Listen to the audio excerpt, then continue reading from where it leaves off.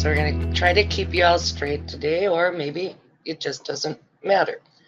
I have been with Eide Bailly for 20 years, I was just saying.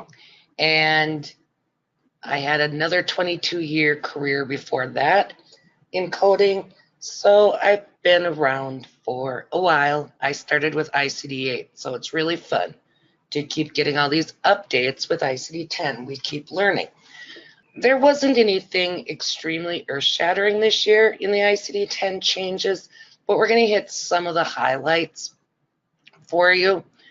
The first one that we have up here is B14 Documentation by clinicians other than the patient's provider. This is just clarifying that in certain instances, we may assign codes based by actually non-physician, non-qualifying healthcare providers who we're putting on the claim form. And that's typically going to be nursing. It might be physical therapy. It might be, as some of the things that we're going to talk about later, we might be talking about social worker notes or other healthcare clinicians that are involved in the care of the patient. So we've known up to now that we could assign those codes, such as BMI, your stages of your pressure ulcers, the depth of non-pressure ulcers, our coma stages, and our stroke scale. That's been clarified for us before, that we can assign those codes as long as we have a linked diagnosis from a provider, from nursing or other documentation. So it's just clarifying that. Now this year what we added is the social detriments of health, which are primarily located in the code set Z55 to Z65. The potential health hazards, issues related to their socioeconomic and psychosocial circumstances, and these may be assigned from non-physician, non-provider documentation. And we're going to go through all of those codes a little bit later, not in depth by any means, but just to give you an idea of what's out there. Some facilities may not have been assigning those codes much at all, and there's definitely some benefit to the information. The next change that we're going to talk about is a post-procedural infection and post-procedural septic shock.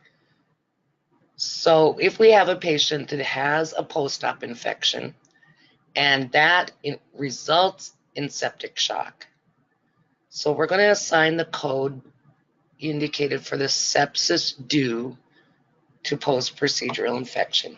That's within the T81.4 category, all the various devices or types of procedures, and then followed by a code T81.12 with another character for post-procedural septic shock. We're not going to assign our 6521 severe sepsis with septic shock. So it's just clarifying that. We can then assign additional codes for any acute organ dysfunction. And as long as we're talking about acute organ dysfunction, be aware that when you are assigning that code for severe sepsis with organ dysfunction, we want to be talking about and only assigning codes for those acute failures, not the chronic kidney failure or chronic congestive heart failure, but for acute organ failure that's occurring associated with the sepsis. The next change was in the neoplasm category, and the guidance is the Z85.0 through Z85.7. Those are histories of previous malignancies. Those codes should only be assigned for primary history of primary malignancy, not of secondary or metastatic. That hasn't been clearly laid out before, and it's always raised a question of, some sort. that we're going to only assign those for the previous primaries, but then they tell us that for Z85.8, that code category may be assigned for the former site of either a primary or a secondary. Those that within that category, we have skin, bone, soft tissue, eyes, endocrine glands. I believe perhaps that those, if they're looking at that as some of the most frequent sites of secondaries, not necessarily bone, yes, skin, no. So the other categories, Z85.0 to Z85.7, are your major organs for the most part: intestine, the lung, the brain. So that they have provided us that guidance. Only assign those history codes for primaries for the most part. In Chapter 5, with mental, behavioral, and neurodevelopmental disorders, under psychoactive substance abuse, unspecified.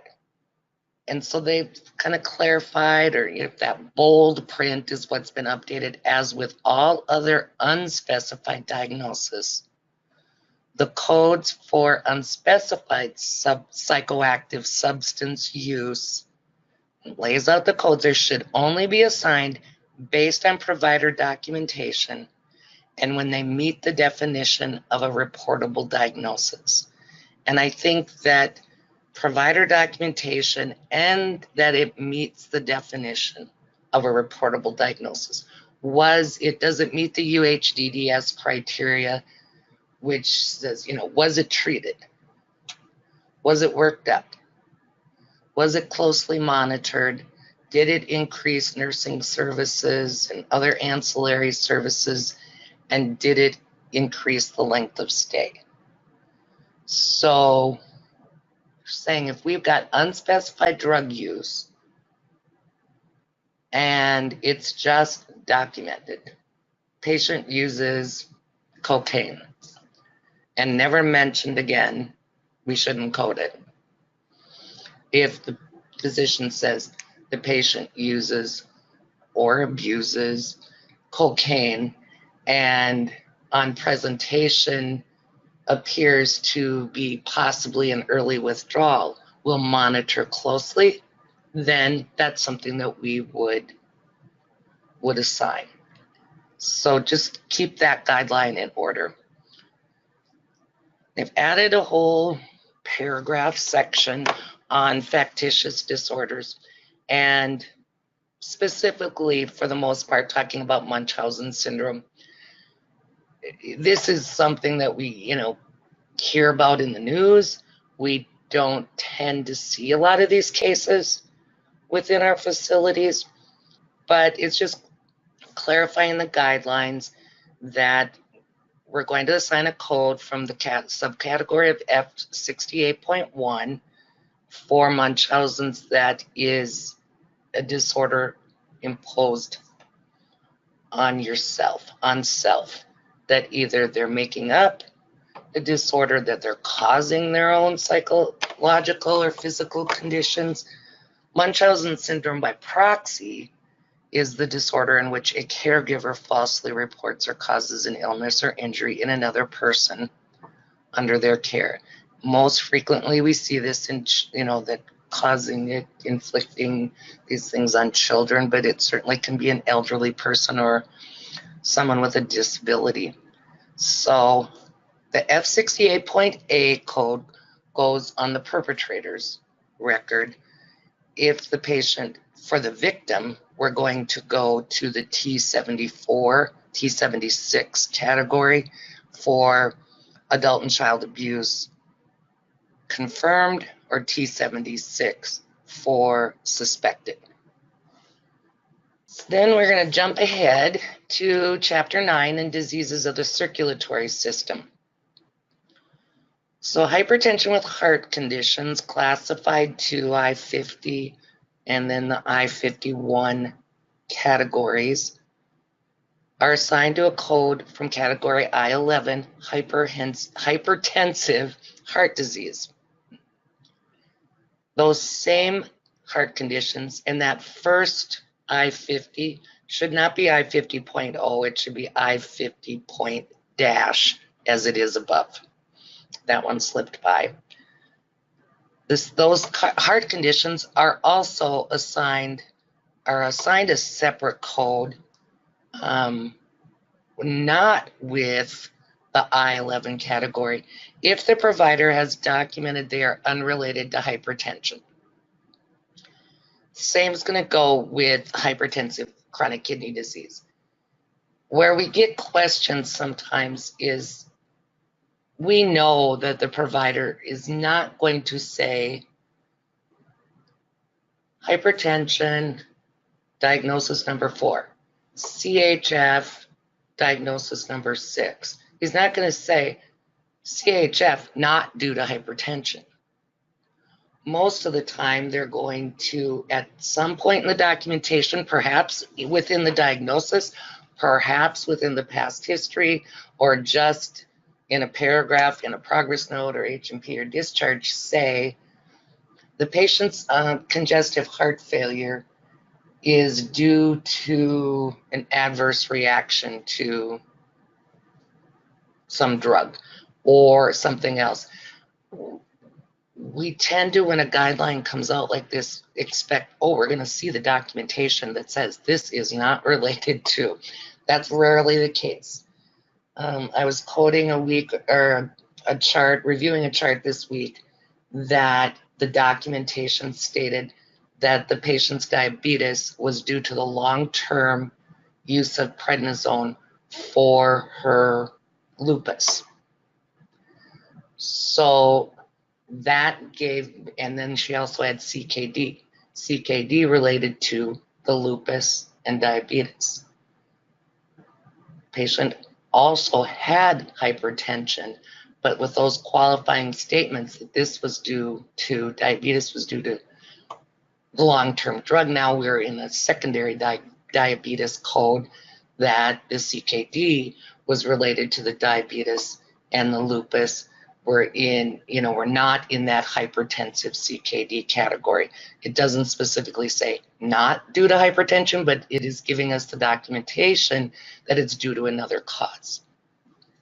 So just be aware of that. Be aware of the codes within those categories. Sometimes one's going to sneak in that doesn't fall within those code sets.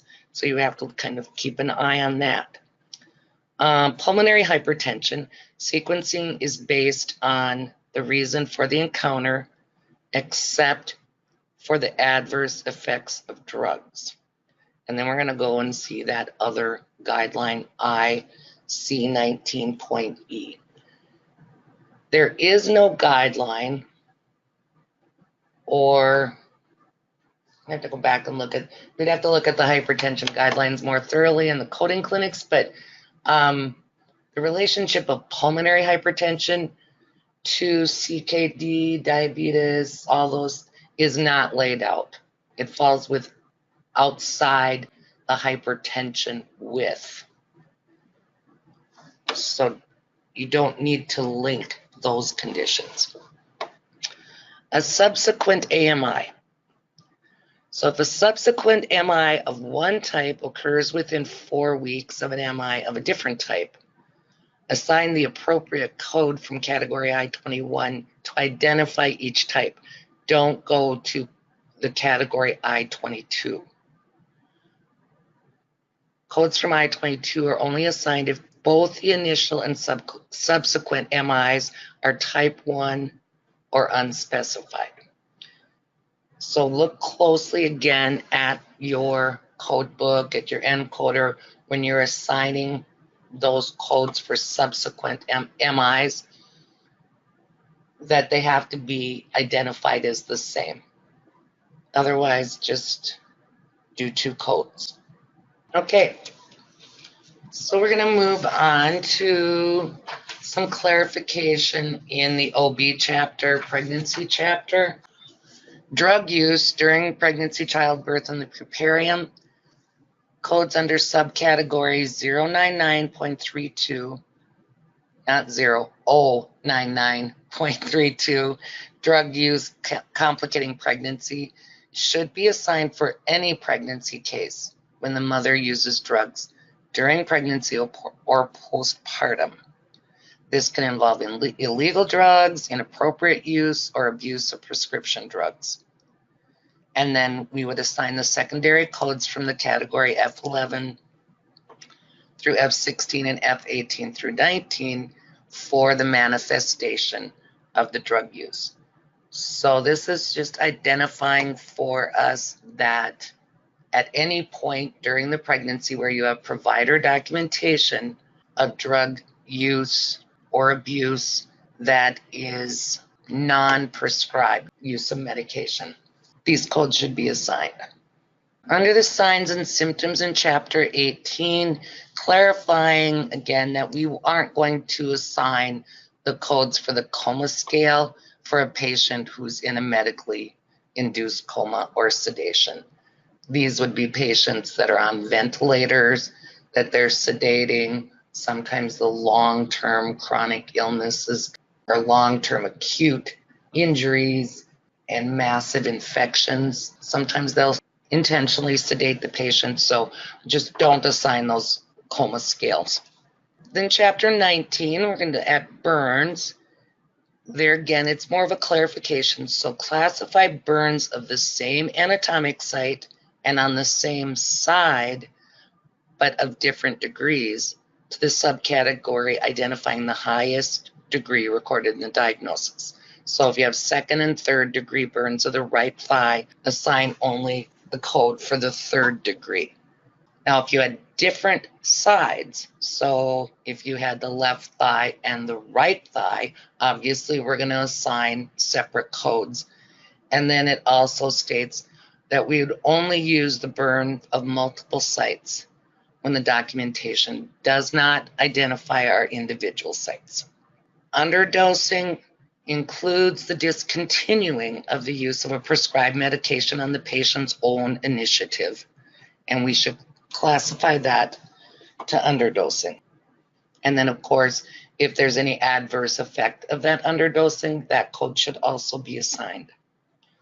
There are a lot of updates this year that fall under the human trafficking, sex trafficking, and so this is just clarifying if we're seeing patients that are being examined or treated and it's actually ruled out. If it was suspected and ruled out, we're going to use Z0481 for sex trafficking suspected, Z0482 for human trafficking, and we're not using the actual adult and child abuse neglect. There were a lot of codes added for hurricane issues. And so I'm sorry if we have anybody on that's in an area of the country that is affected by hurricanes. I did not include that information. So please go to your guidelines and review that. On to the PCS guidelines updates.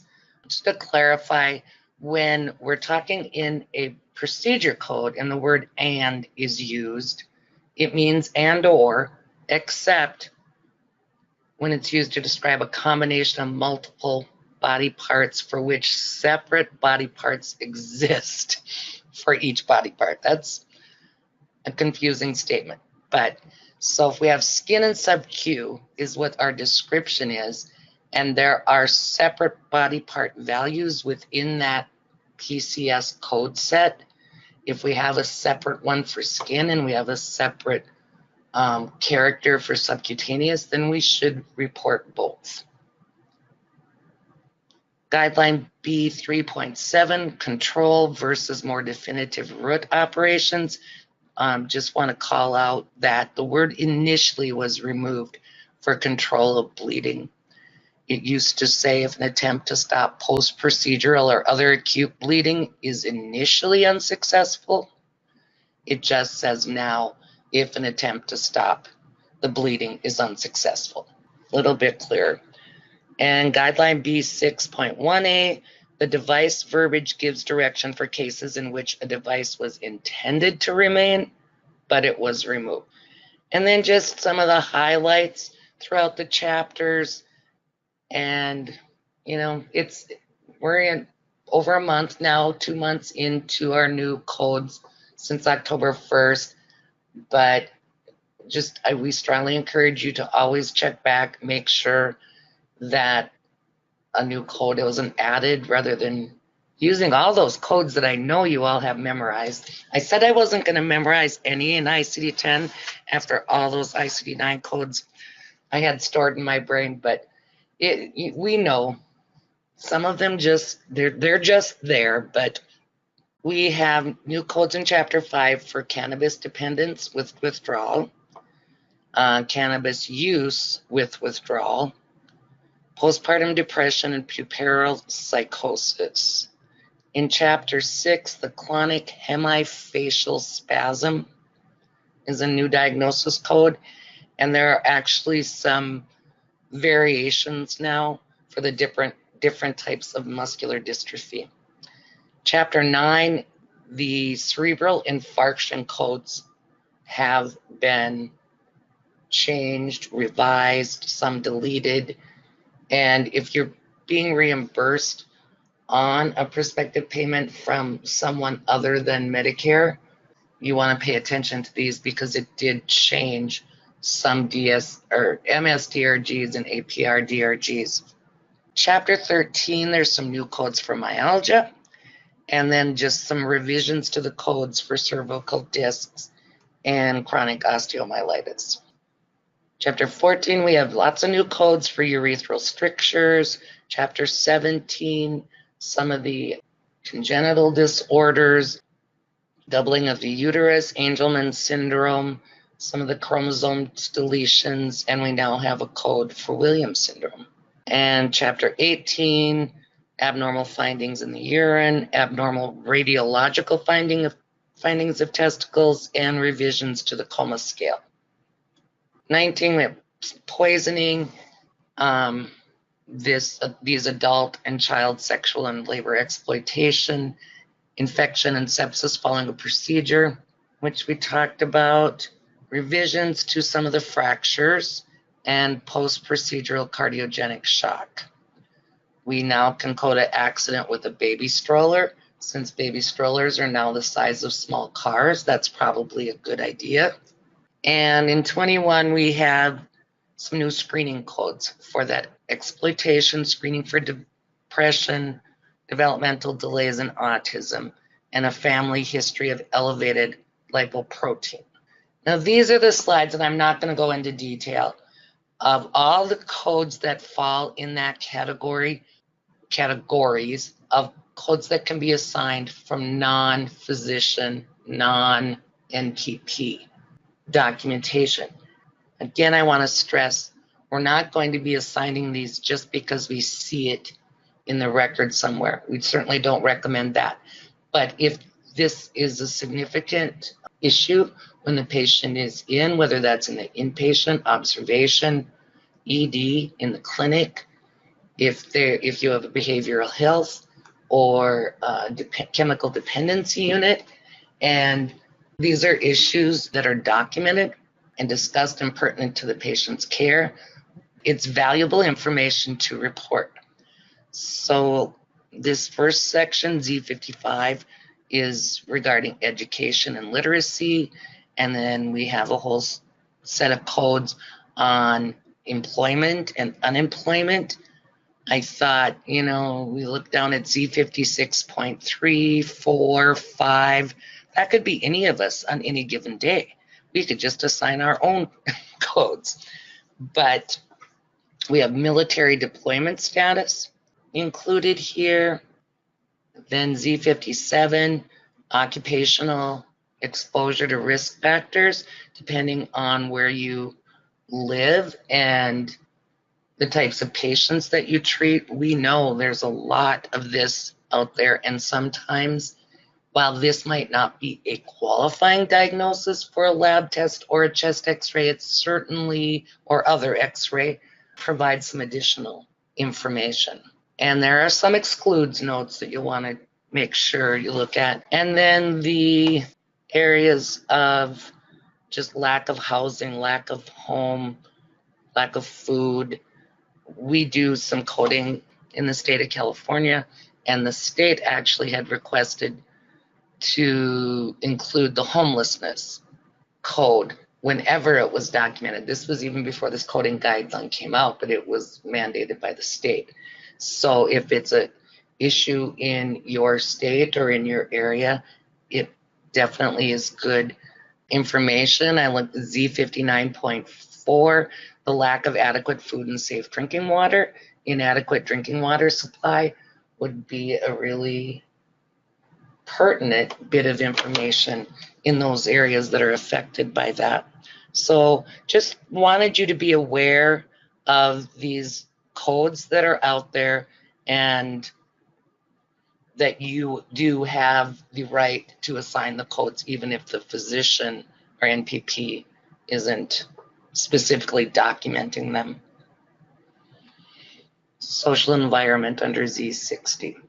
And then upbringing, problems with children, history of child abuse, and parental overprotection falls in Z62 also. That history of physical and sexual abuse, and the parent-child conflict, sibling rivalry. Other Z63, problems related to the primary support group.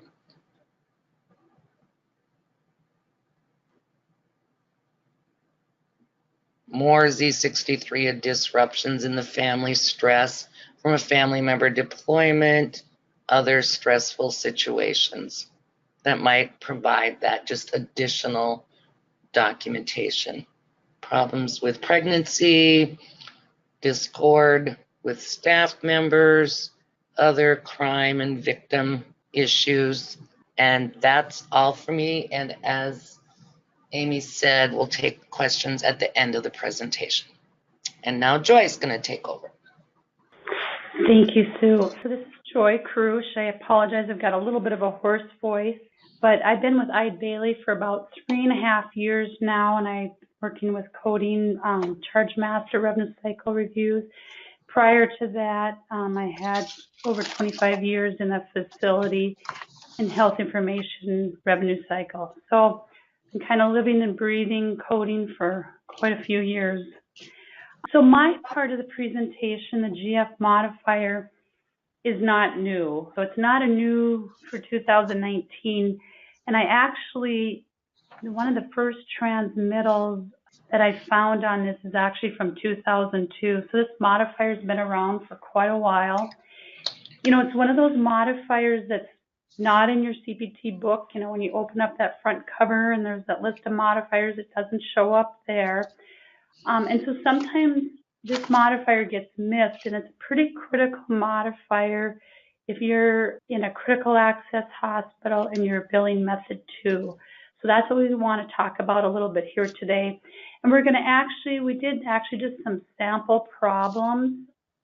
I have a couple slides to talk about it, but then we'll go through those problems and actually kind of do it like a polling question so we can kind of just get a feel for and get an understanding of the modifier. So the first thing is, what is method 2 billing? You know, so method 2 is an optional method of billing. A lot of critical access hospitals have opted for it. It is Medicare only for critical access hospitals. It does not impact the inpatient professional charges for Medicare. Those still go on the $1,500. So what we're only talking about here are outpatient professional charges.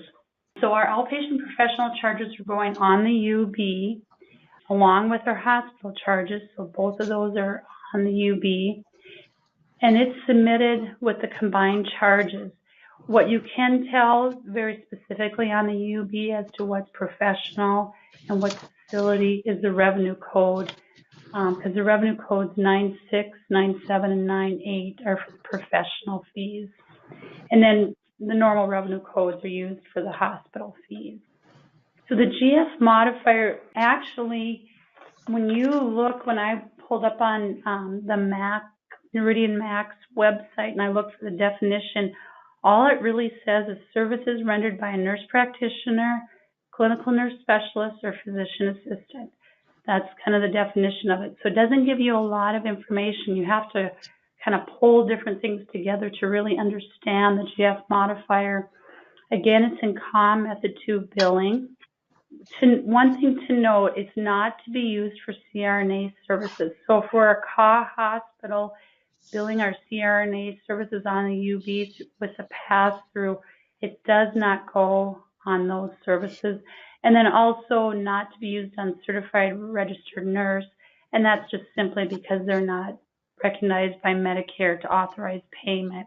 And then another critical thing to know is it's not applicable to rural health clinic claims, because rural health clinic claims are paid an all-inclusive rate. It's under a different payment methodology, so you don't apply it there. Why is it so important? So when we're reporting services on the UB for outpatient services in the hospital, so a good example is the best example probably is ER. We've got a nurse practitioner in the ER, and she sees the patient. Her services, her professional services are going on the UB. If we don't put that GF modifier on there, Medicare will overpay us, because that GF modifier tells Medicare that they need to pay at 85%. And there's actually this formula that when you read it, it sounds a little bit complicated, but it's the non-physician practitioner services reduction of 0.85 minus deductible and co-insurance times 115%. But the bottom line is it's a lesser fee that's going to be paid if it's a nurse practitioner or PA that we're billing for, and we're identifying that by the GF modifier. If we don't put that GF modifier on there, Medicare is going to pay those services at the physician rate, and you're going to be overpaid for services. You know, it's also important to remember with critical access hospitals, rural health clinics, the cost report at the end of the year does a lot of settlement of the payment. So we're only talking about our per claim payments when we talk about this GF modifier. So these are the case scenarios that we're going to do. Now, right off the bat, you're going to look at this and say a 2-month-old baby, that's not a Medicare patient. Yeah, typically it's not. But please, for today, the purposes of today, for these case scenarios, these are all Medicare patients, so ignore the age of the patient. So this patient presents to the ER with a high fever and cough. Patient's evaluated by a nurse practitioner. Labs and x-rays are ordered. A 99284 is assigned for the visit. So this is the polling question that we want to ask. Would you apply a GF modifier to this? Yes or no? Okay, so 92% said yes, and that is the correct answer, because this is a nurse practitioner. Again, this is a Medicare patient we're talking about here, because the patient was seen by a nurse practitioner in the ED, and we're billing method 2, we need to add that GF modifier. So that is the correct answer. So let's go to case scenario number 2. So this is, again, another Medicare patient, established patient that's seen in a provider-based clinic with right lower quadrant pain.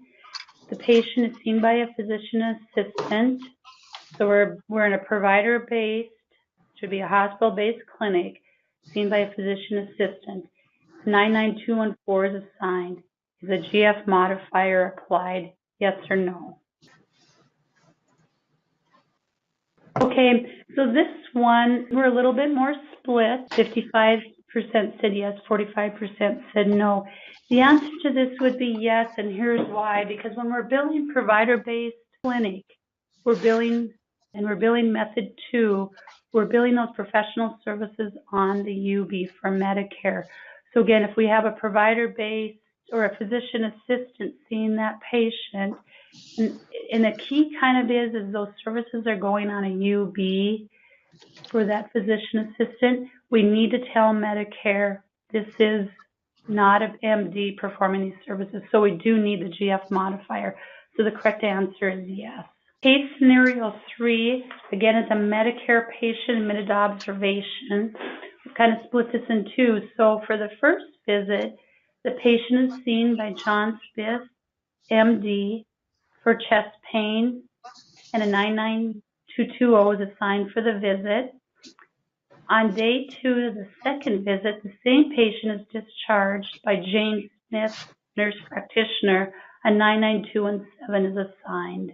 Think about the first visit and the second visit. Would you apply the GF modifier? Okay, so yes said 4%, no said 96%, and it would be no would be the correct answer because this is an MD. This is a physician, so the GF modifier would not apply. So now on the second day, Jane Smith, nurse practitioner, discharges the patient. So for the second visit, would GF modifier be applied? Yes, because again, we've had a nurse practitioner see the patient and we're billing her services on the UB because we're method 2, and so that would be correct. Okay, so our last case scenario is again a Medicare patient, is an established patient, is seen in a rural health clinic by a nurse practitioner for ankle pain after a fall on the ice. 99213 is assigned for the visit. Would the GF modifier be applied, yes or no? Okay, so 22% said yes, 78% said no. The correct answer would be no. And the reason for it is because this is a rural health clinic claim. And that's something that I've had to write down just to remember, because anytime I think about UB and reporting professional services on the UB, I think about the GF modifier, but rural health clinics are definitely unique. They're paid an all-inclusive rate, so the GF modifier does not apply. So that is the end of this portion of the presentation for me, so I will turn it over to Susan Rohde. Thank you, Joy. This is Susan Rohde. I am a physician coding manager at Eide Bailly, and I have been there for 18 years as of October. Okay, so as of 2019, there are 335 total CPT changes. Of course, we're not going to discuss all of them today, but note that the pathology has the most that were added, and that's typically the case that we've seen. That's a pretty recurring trend. Out of all the changes, 212 were added, 50 were revised, which just means something in the parenthetical, a word here or there. Some of them were even spacing issues, and then deleted codes, 73. All right, so the biggest thing that I think probably you guys want to hear about, or that we've been hearing is coming down the pipe, is the evaluation and management changes and what's going to happen with this final rule as of January 1st, 2019. Well, not too much is going to happen right away, but there are big changes coming up to 2021. So they want to kind of get the ball rolling here. What is supposed to happen is doctors felt like there was too much note bloat or too much excess information, and they didn't want to be over documenting or doing redundant documentation. They felt like they were doing too much paperwork and not being able to see as many patients, etc. So CMS came out and said, okay, here's what we can do. We can simplify the documentation of the history and the exam. We can clarify that for both new and established E&M office visits, a chief complaint that's already been entered by an ancillary staff can count. I will tell you, in all the chart reviews that I ever do, this is probably the #1 issue that comes up, either an invalid chief complaint or just too vague of a chief complaint, or the chief complaints being documented by the ancillary staff and not re-documented by the provider. So that is a pretty huge issue. It'll eliminate the requirement for documenting medical necessity of furnishing visits in patient's home versus in the office, and remove potentially duplicative requirements for certain notations. That goes back to double dipping, and if you've been in coding for any amount of time, I'm sure you've seen the letter from Dr. Burt McCann that says, yes, absolutely, you can use one statement for 2 things, and then you've seen the plethora of other information that says, no, you can't. So this is looking to clear that up a little bit.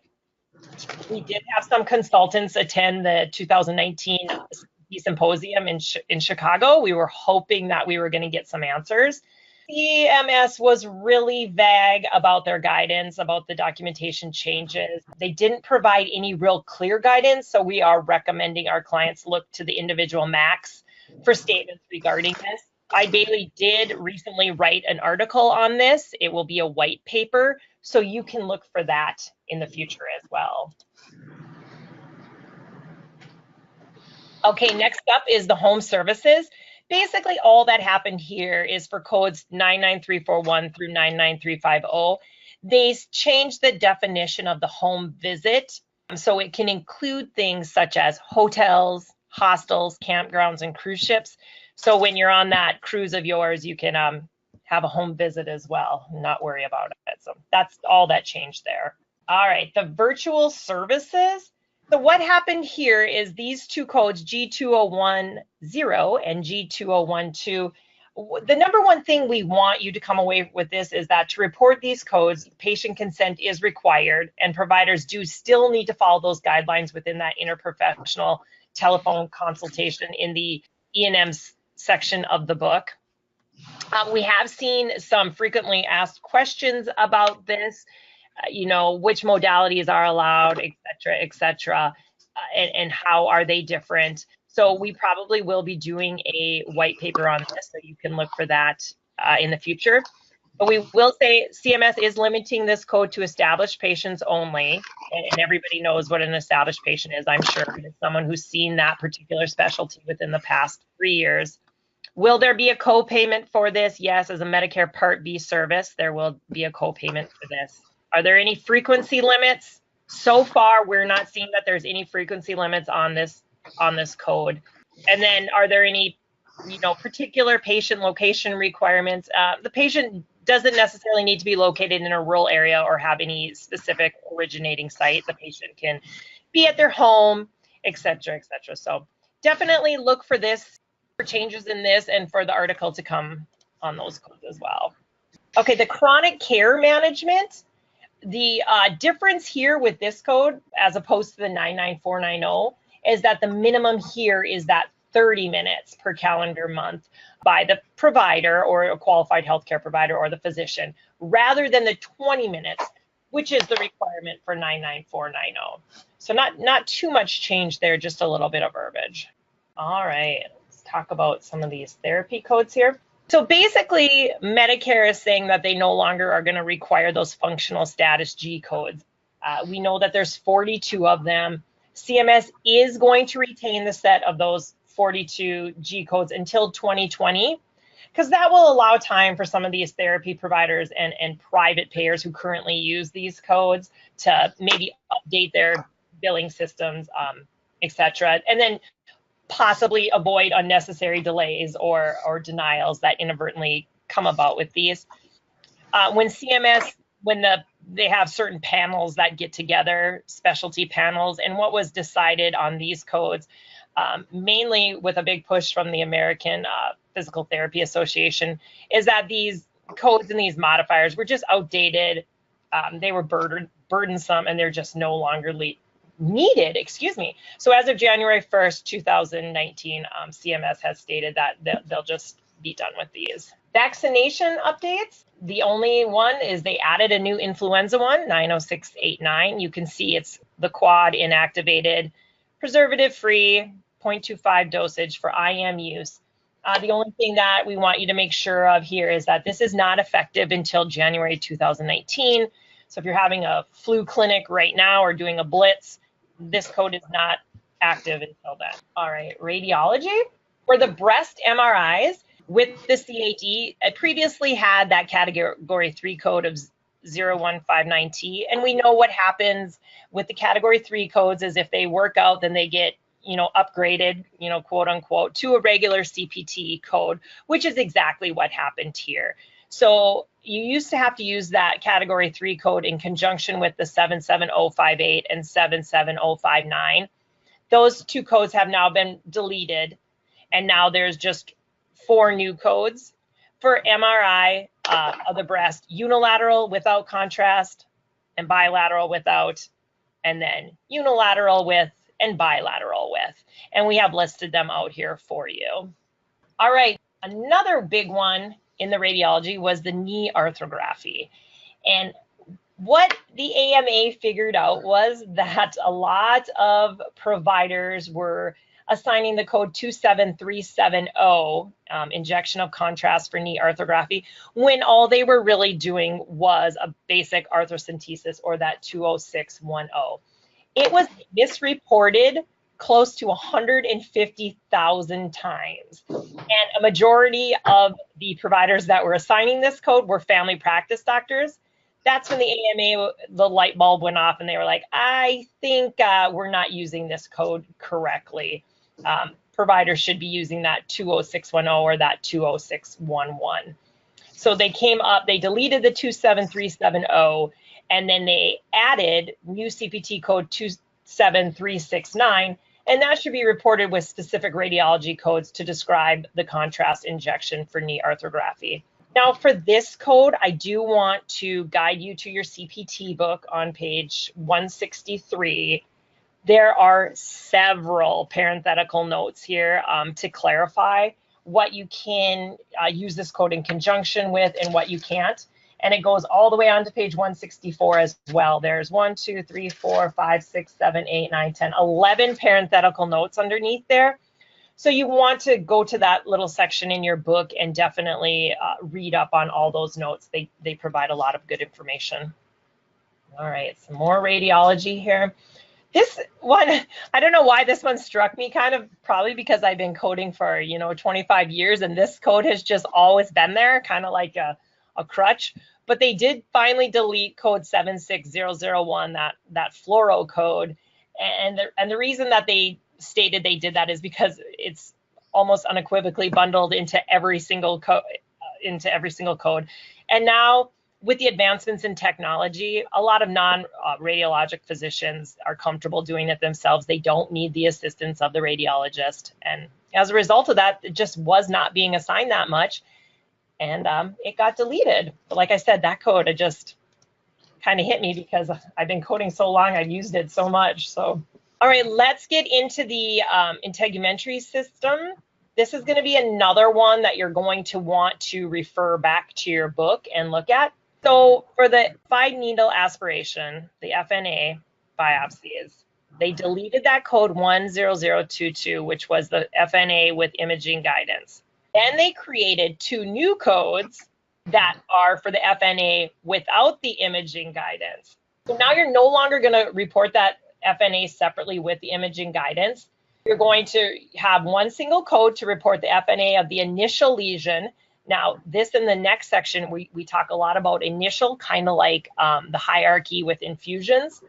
So you'll report the initial lesion without guidance, and then they added 4 new codes to report the FNA initial lesion using specified guidance, either your ultrasound, your fluoro, your CT, and your MRI. And you'll use these add-on codes to report the FNA for each additional lesion beyond the first, depending on whether imaging guidance is used, and if so, which type. Go to the next slide so we can try to decipher all that. Okay, so the good news about this is that you're going to be able to mix and match the primary and the add-on codes just in any combination necessary to report your services. For example, you could report an FNA of an initial lesion using CT guidance, and then have an add-on code to report your FNA of an additional lesion without guidance. And however you do this, whatever case the case may be, you can only have one primary or initial lesion code. And then you'll have to append that modifier 59, or if you're using the X modifiers, that X modifier to any add-on codes reported. If the add-on code and the initial code describe different types of imaging, then you'll do those separately. Additionally, you may not separately report imaging with any of the new codes because it's already inclusive in that description. So you have your 10005, that's with the ultrasound guidance, and that's your first lesion. And the 1006 would be the additional lesion. And then the 007 is the fluoro, and then the 008 is additional. 009, initial CT, 0010 additional, and then the 0011 is the MR guidance, 0012 each additional lesion. Again, we really encourage you to refer to this section in the book for detailed instructions on how to report multiple codes in this section. All right, still some more. We're still in the integumentary system. There's been several changes to the skin biopsy codes. We have a bunch of new and revised guidelines. This is the section where there was quite a few where like some spaces were taking out, which I always think is funny that they have to count that as a revised guideline. A couple deleted codes and 6 new CPT codes to describe biopsy techniques. But just like with that fluoro code of 76001, these 2 biopsy codes have been around since the beginning of time, this 11100 and then the add-on code of 11101. A lot of times if you didn't know exactly how the provider did something, you would just slap this code on there, whether it was right or wrong. This code was overused, not used correctly, and they finally took notice of that and decided to do something about it. Okay, one guarantee here is I'm going to probably say this word wrong, so I'm going to apologize to you right now. But there is a new code. These are the new skin biopsy codes, so you can either do them incisionally, punch, or tangential. That I don't know why that's such a tongue twister for me, but it definitely is. So these new codes, 11102 through the 1107, are reported based on, what the documentation states for how the removal happened. These are going to allow you for greater specificity, so we don't just put them all in that dummy code of 11100. Tangential is where you remove it via shave, scoop, saucerization, or a curette. I did have to Google that word because I had honestly never heard that before. It's formed with a sharp blade, such as a flexible biopsy blade, a scalpel, or a curette. A sample of the epidural tissues is removed with or without portions of the underlying dermis. This type of biopsy does not involve full thickness of the dermis. If you are going to go full thickness, you need to report the appropriate codes for that. Punch biopsy is the same. That's just the biopsy that uses the punch tool to remove approximately a full thickness sample of skin. The intent of this biopsy is just to remove a small sample for a pathological examination. Simple closure is included and should definitely not be billed separately. And then that incisional biopsy, that requires the use of a sharp blade, not a punch tool, to remove a full thickness sample of tissue via vertical incision or wedge. Sometimes you penetrate deep to the dermis and into the sub-Q space. An incisional biopsy may actually go all the way down into the sub-Q fat. Simple closure is included with this again. And when the entire lesion is excised, that's when you would use the lesion excision codes and not the biopsy codes. So another good thing about this, just like the ones we talked about before, is you can mix and match the initial code with an add-on. Biopsies are selected by the method of removal. So if you're going to do more than one biopsy on the same date, only one primary biopsy code is reported. That's just the same rules as you've been doing for a while now with your infusions.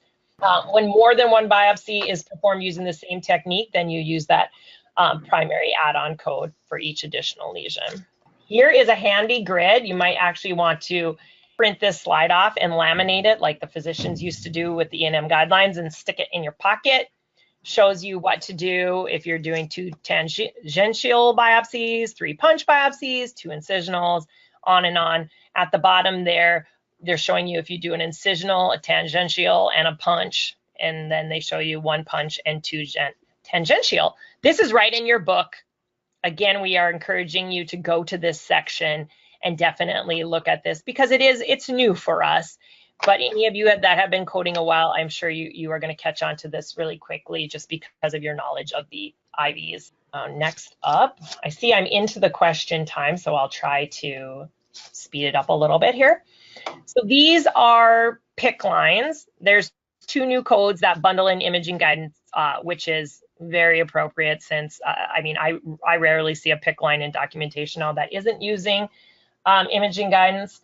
So these codes will include documentation of the puncture sites, patency of the vein, real-time ultrasound visualization of the needle entry, and confirmation of the catheter tip location. If you can't have confirmation of the catheter tip location, you'll need to report a reduced service or that 52 modifier. And then we just state everything that the bundled code includes right here. More on the PICC. The existing code 36568 for younger than 5 and 36569 for older than 5 are just revised to state without sub-Q porter pump and without imaging guidance. Again, I don't see that too often, but maybe you're doing that in your facility. And then the next one is just a revised code for PICC replacement to include imaging guidance. And this is when you're replacing it, not just inserting it. The next up we have talking about gastrostomy tubes. The code 43760 was deleted, and then they just created 2 more codes. 43762 is for the percutaneous G-tube placement, including removal without imaging or endoscopic guidance, and that also is not requiring revision of the tract. And then 43763 requires revision of the gastrostomy tract. So these codes were basically added to define and show the work between simple versus complex replacement of that G-tube.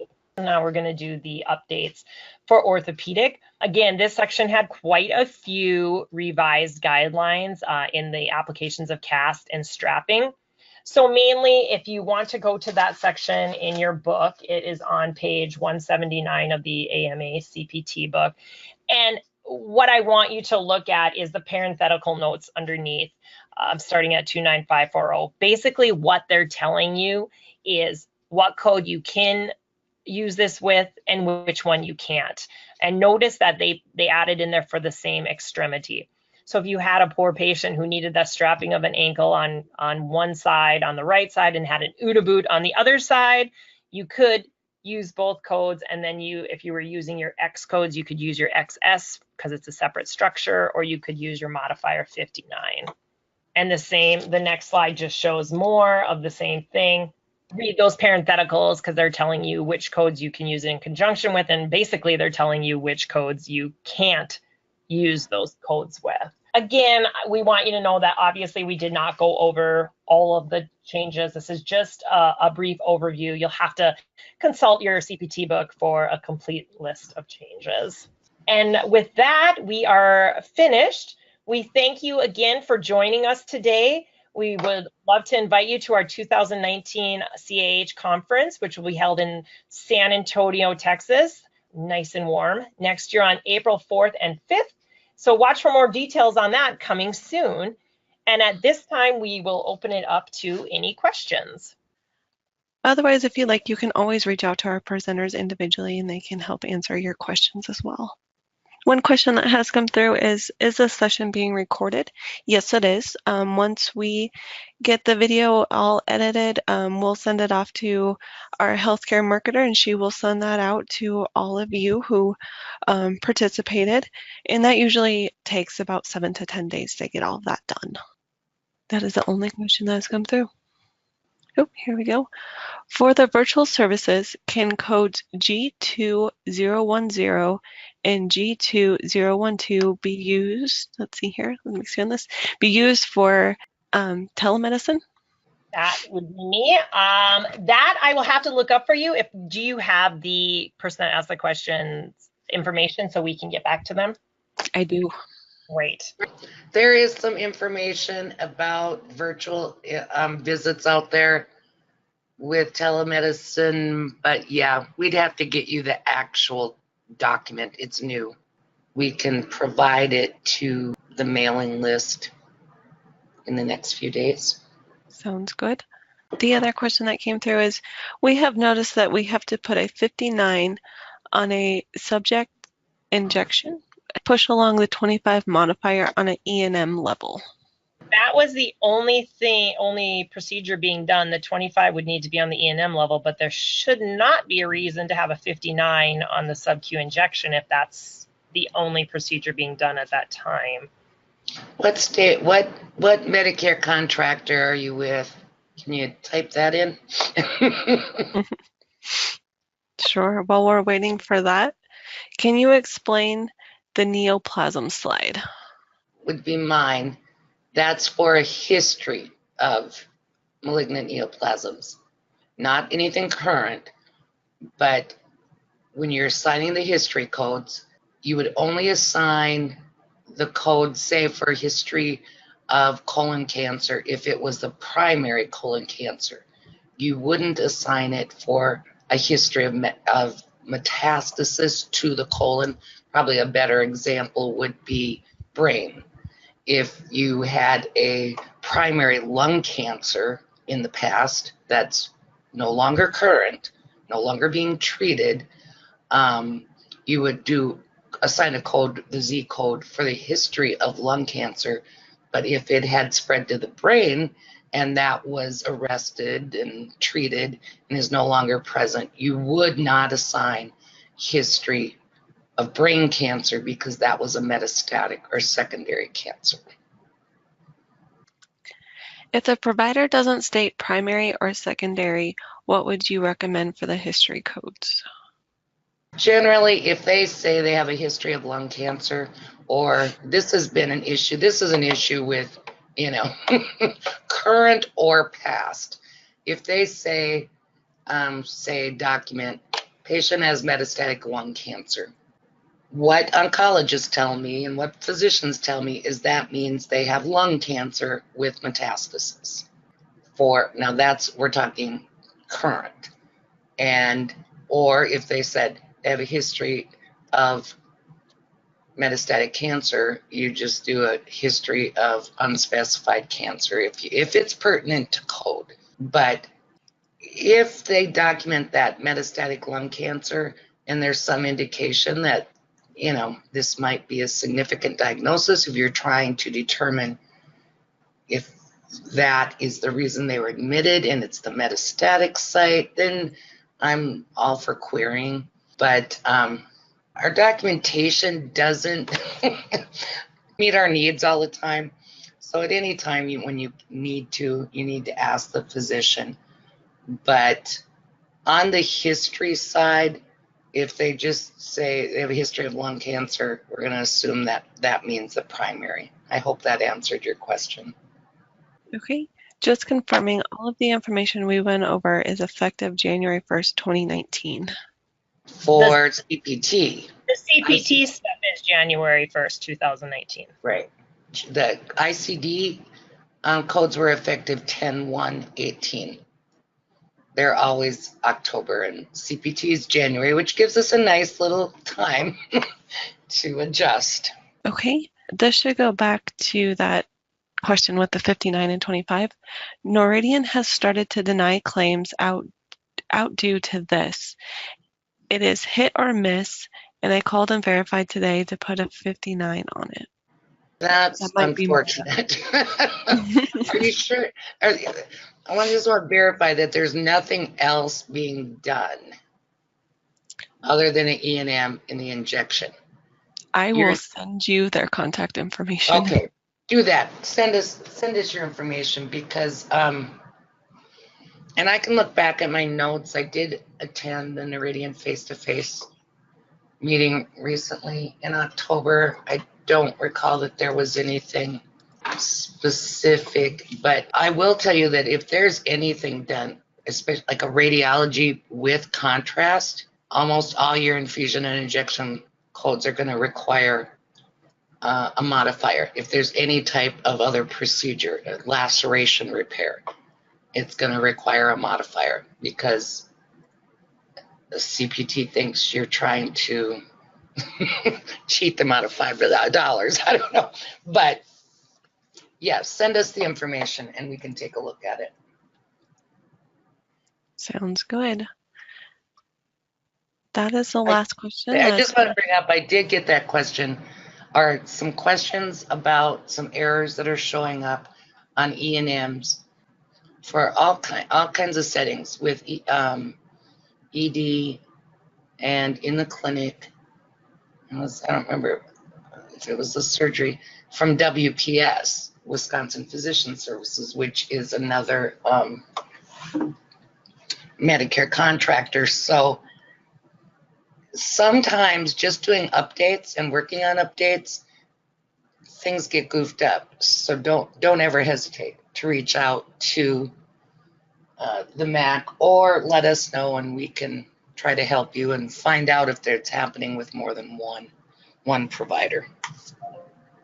This is Susan. I did notice the other day too an odd thing from Blue Cross Blue Shield Minnesota. I'm not sure if any of you deal with them, but if you have an E&M code and you're appending a 57 modifier to it, a decision for surgery, you have to also append a 25 modifier to it, which is strange, but it absolutely won't go through if you don't do that. So what I'm trying to say is, yeah, each of these payers have their own unique rules. So it's not surprising that you are coming across something like that. Awesome. Oh, looks like we have one other question. Is that other question regarding the IM/SQ administration code 96372? Or are we finding all MC and MR now deny 96372 SQ injection administrative codes, even though we have the 25 modifier on them? Can you say that again? Yeah, there was a lot to this one. Let me send it in if you guys want to, on the right-hand side, there's a questions box. She's asking if 96372, the injection code, if it's just being denied all the time, even with the 25 modifier on it. That sounds right.